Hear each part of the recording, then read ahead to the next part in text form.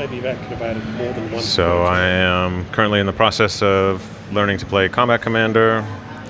Neither of us read the manual before starting, and I didn't even punch the counters. So we punched everything, sorted everything into baggies. So I did one. This is Anzac baggie, or no, this is the Anzac baggie. This is U.S. forces. This is Japanese forces, and then I have smaller baggies for the different counter types within each of those. So, like for example, this is all the Rifle Marines. This is all the elite teams, and then there's a neutral baggie with all the neutral stuff. So we're learning as we go. Playing the first scenario. I think I've set up my guys. I still don't know yet what the sighting marker is used for. Like, am I going to get additional forces that are going to spawn there? It seems like the straightforward explanation. What else we got? We got his guys are going to come in on the sides. The Filipinos, they can come in anywhere on these map edges up to hex E, which is this hex. So that's going to be an issue. And what else? So we learned what the secret objectives are. So we each pick one of these. There's 21 of these things. We each pick one, and we know just us. Only I know that this objective is going to be worth this number of VP points. Those red numbers in the red number in the circle corresponds to these red numbers on the map. So there's number 5. So here's number 1. Where's 2? 2. 3 is where? 3 is over here. 4 is over here. And 5 is here. So for this particular scenario, objective 5 is worth 10 victory points. So this is the main objective. So that's where I put the bulk of my forces and my best cover. Trying to think if there's anything else. Yeah, I think we're getting close to being able to actually start the game. I was just looking at this reference card that gives you the orders that you can take, and I saw this infiltrate one. And basically, when you do an infiltrate action, you can place units with the sighting marker. So that's the use of the sighting marker. However, you need to have those units placed in your infiltration box here. So this is basically in a reserve. So you can designate a reserve at the beginning, and then while the game's being played, you can play an infiltration action to place units where you have the sighting marker. We are doing the first turn, and the issue we're running into now is just understanding what these cards do. And my impression so far is that you've got 2 things you can do. You can do an order, or your orders are your main things you can do. That would correspond to what we were doing in Memoir 44, right? The orders are the main things. But then, which is something that's different from Memoir 44, well, actually somewhat similar. In Memoir 44, you have these cards that say, like, oh, if someone's attacking you, before they attack you, you can attack them first. And that's what these actions are. So in this game, every card has both an order that you can do and also an action, which is like something you can do at any time, or when when the action says it's the appropriate time. And so the confusion that my opponent just had was that he had actions that said, when firing, you get a +2, like you can see in this example. When firing, you get a +2, but he didn't understand how to use this action because he didn't understand that he first needed to play a different card that would let him fire, and then at the time he was firing, he could then modify it with this second card that would give him a bonus. So that's where we are right now. I have not taken my turn yet. He's still figuring out what he wants to do.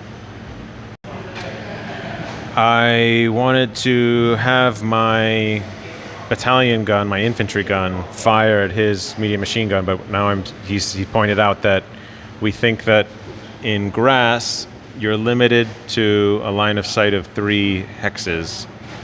We have to make sure we understand that. 0 line of sight for the open ground. Right.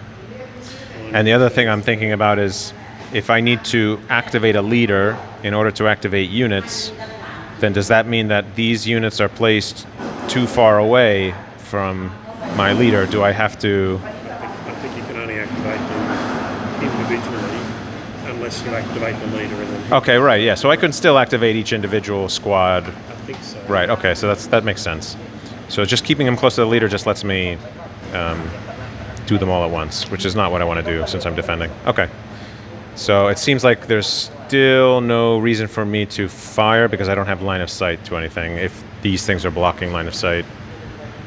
Although I want to understand what that line of sight thing means. I'm going to look into that now.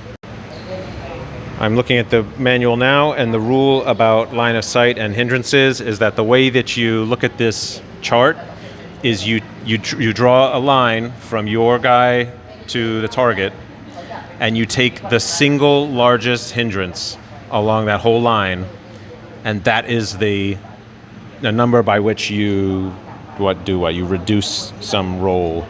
You reduce firepower, I think.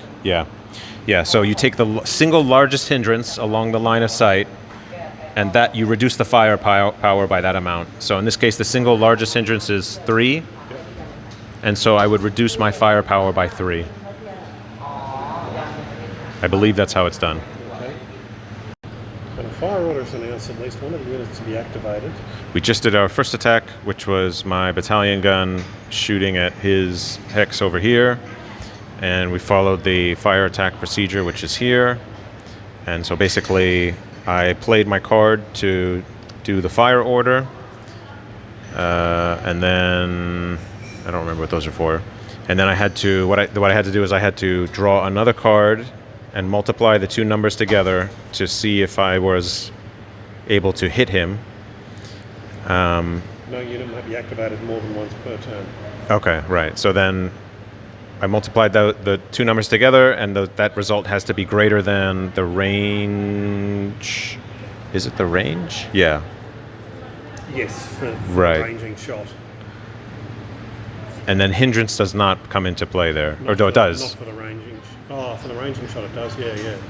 So you add the hindrance. You add that to the.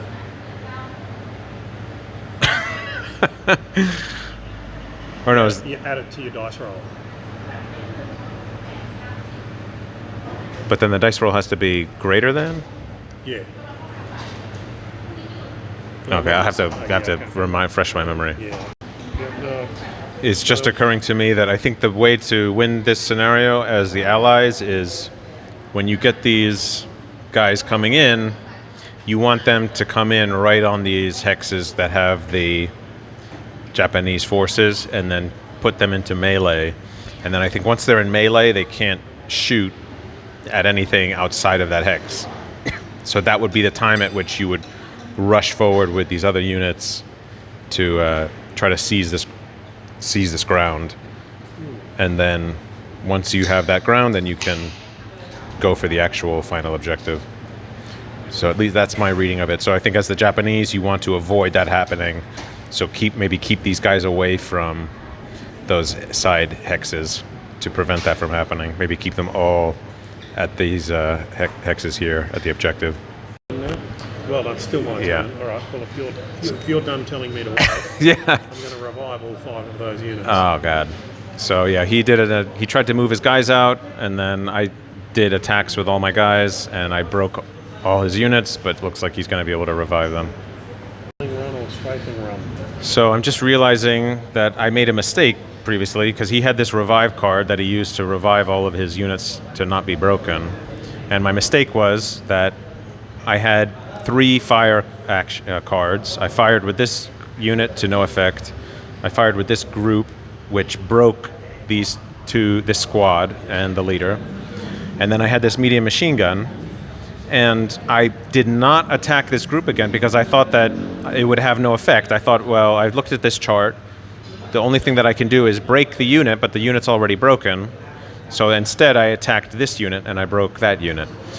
What I didn't realize was that if I had attacked this group again, and I had gotten a break result, it would have eliminated the units. Because if you get a break result against a unit that's already broken, the unit is eliminated. So that was a huge mistake on my part that would have probably cost me the game, because this is like the main opportunity that the Japanese have to inflict casualties, because once the Americans get into these woods, it's just going to be very difficult for the Japanese to do the same kind of damage. You know, it's at that point it's like an even fight. It's really when the Americans are moving through open ground that the Japanese have any kind of advantage. So huge mistake, but this was, you know, just a learning game. So that's the point.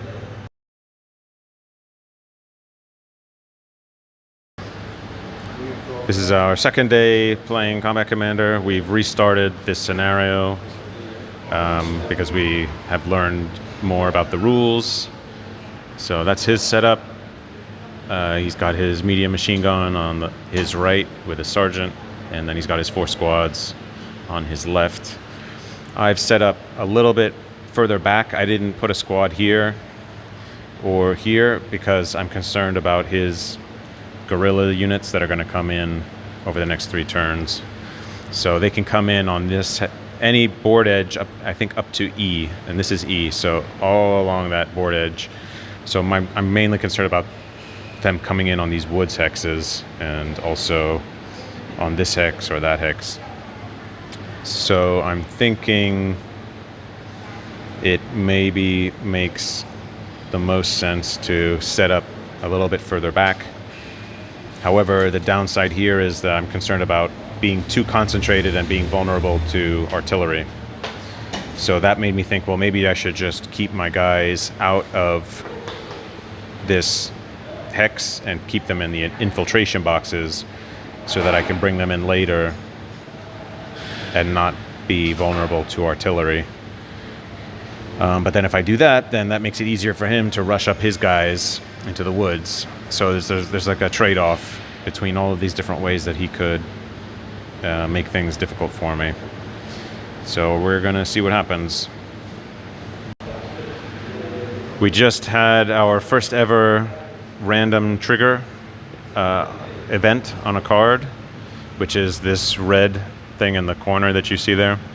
And what happened was I had used my machine gun in my previous turn to shoot at a unit that he had moved up there to try to, let's see if I can zoom in. He had moved a unit there to try to take control of that objective. I'm guessing that is I'm guessing that's his secret objective, is to control that one.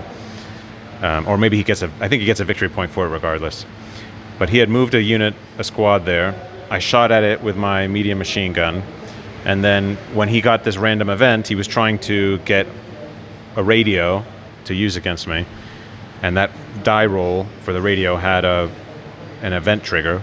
And so his event, he drew another card, and the card said, eliminate 1 broken unit. And I had broken his unit here with my machine gun. So he had to eliminate that unit, and it put it on the casualty track. So I'm guessing what this means is that you just fill this in with units, and then once it gets to 8, that's game over for him. But it's going to be difficult to get that many casualties, so it's probably going to come down to victory points. But we'll see what happens. So I'm going to discard those 3 as well. We were just talking about mistakes made, and I think he said he made the mistake that he had discarded a revive card. So if he had not discarded that card, he could have used it to unbreak his unit before he played anything else, and that would have prevented any chance of having that unit get eliminated. So I agree. I think that was the mistake, and I think it's becoming clear that you always want to keep at least 1 revive card in your hand to handle situations like that, because once your units are broken, it's a very precarious situation for them. We just called the game at turn 3, time 3 on the time track, so he had just brought in 1 unit. He brought in his guerrillas over here and advanced them into my flank. I then retreated my medium machine gun 1 hex, and I advanced my lieutenant, and 1 squad from this bunker hex to the foxholes. And then I don't remember what I played, but I played some card that allowed me to do it. It had involved a die roll. It was this one. I had a fire card. Did I have a fire card? No. It's probably a dice roll. Yeah, this was probably a dice. Yeah, it must have been a die roll. Yeah. So I had to do some kind of die roll for something, and that resulted in getting a sniper action. And just in a horrible turn of luck for my opponent, the hex that was designated as the sniper action was this one, which just so happened to be adjacent to where his broken squad and broken lieutenant was. So I was able to, at least our understanding of the rules was, I was able to select his lieutenant and break it a second time, which causes him to get eliminated. And at that point he said, well, it's going to be hard for him to recover from that. Just because it's going to be hard to get, orders that activate multiple units at the same time. It's going to be very difficult. So yeah, we agreed it was a good time to call it. But we also, before we finished, we did an example melee because that was something we had not tried yet. So I brought in my lieutenant and one squad with an advance order, and then the way that the melee procedure was on this table, and basically if either side has an ambush action, that's a card that has I don't have one in me, but it would be here, and that would let you break one of the enemy units before the melee gets resolved, but neither of us had one. You then add up the total firepower excluding any weapons, so the Thompson does not get counted, and if you have a square number around the number, that is a +1 to your melee rating. Neither of us had a bayonets action. What that does is it lets you add a +2 to your melee firepower. So we didn't do it totally right. We were supposed to do a roll. Each of us is supposed to do a roll and add that together. So it's not totally deterministic. There's some randomness to it. But yeah, it gives you an idea. I was clearly already a favorite. Yeah, I was clearly already a favorite. So we were supposed to then both draw a card to do a die roll, and then this is the key part. The side with the overall lower total is eliminated. So that's a brutal result, and that explains why everybody talks about Combat Commander as needing melee to make progress. And that explains why, because it's very quickly resolved. Now, my memory of the last 100 yards is that melee can persist for several impulses, or whatever you would call it. It can persist for a while, but in this one, it's immediately leads to the death of all of the units in the hex that are on the losing side. So I'm glad that I got to see that play out in an example. What else? Anything else? Trying to think. We redrew random chits. His chit was every objective location was 2 VPs. Mine was just that the main victory location was plus more 3 VPs. So it's 10 plus 3, so 13. So this was basically a very important hex, and I set up my guys in a closer line. I think I already said that in another clip. But he got to call artillery on me once. He targeted this hex. It then was off somewhere around here or something. I think it landed here, and then he rolled against my units here, and the cover from the foxholes prevented anything from happening to them. So yeah, I'm interested to continue trying this system and trying the rest of the scenarios, because I figure once you have all the rules internalized and what all the different actions and orders do, it's probably way faster to play out. It was very slow for us because we kept looking stuff up in the manual to understand what it did, but this was the learning process, so next time it'll be a lot more enjoyable. While I'm cleaning up, I'm just realizing that we made a mistake in the rules, which was that we disregarded these order limits. We were just playing as many cards as we had in our hands. So if I had 4 cards, I was playing until I had played all 4 cards, and he was playing with 6 cards, so he was just playing all 6 cards every time he went. And the way you're supposed to do it is in the scenario description. It says, where is it? Here. obstats markers. Japan is green 2, allies are line 3. So allies are line 3. So that means that they can play 3 cards before the play has to go to me, the other side, to the Japanese. And I can play 2 before it goes back to the allies, the Americans. I don't yet know what these experience levels are used for. I have to check for that in the manual. I figured it out, so I just looked it up in the manual. So this is the order of battle. That's what OB stands for, order of battle display. And what these are used for is if you break down this one. If you break down a squad into teams, this is how you determine what type of team unit you should use, because there are different kinds. You can see like this one is elite, this one is line, and there's green. So that makes sense.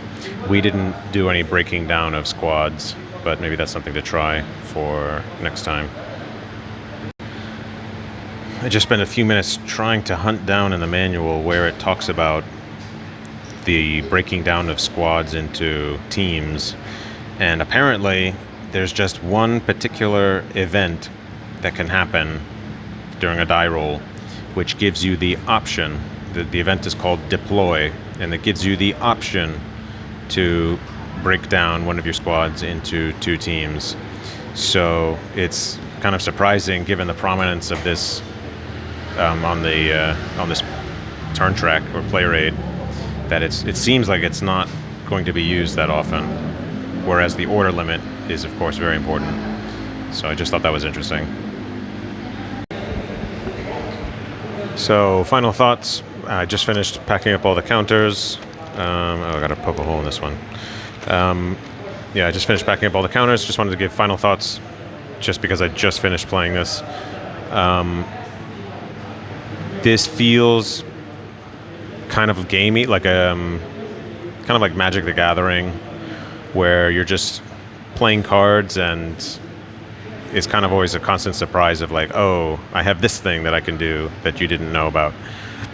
And there's so many. I think the other thing about it that reminds me of Magic the Gathering is that there's a huge library of actions that you can take. So you're not just limited to a couple of things that you can do, like you can move or you can shoot, right? Some of Hex and counter games are like that. You feel feels maybe a little bit repetitive. And what else I wanted to say? This feels like a nice intermediate game after you've played like Memoir 44 and played through Undaunted Normandy, the Undaunted games. This feels like it could be a good step from there. And then once you get through this, you can play like Last 100 Yards, or another tactical system, or play Fighting Formations by the same guy who did this one, and then maybe eventually try ASL or one of the other systems. So I enjoyed it. Yeah, there's a lot of random events. Like for example, there's cards that let you just like place a minefield anywhere. There's a lot of cards that involve just like, oh, I can do this destructive thing to you right over here that I had no forces to positioned to do. So it feels like positioning is still important, but you're not so hamstrung if you're not positioned well, because there are some random events that can really help you. Yeah, I guess that's kind of the other thing I would say. Yeah, lots of random events that affect random hexes. I think that's it.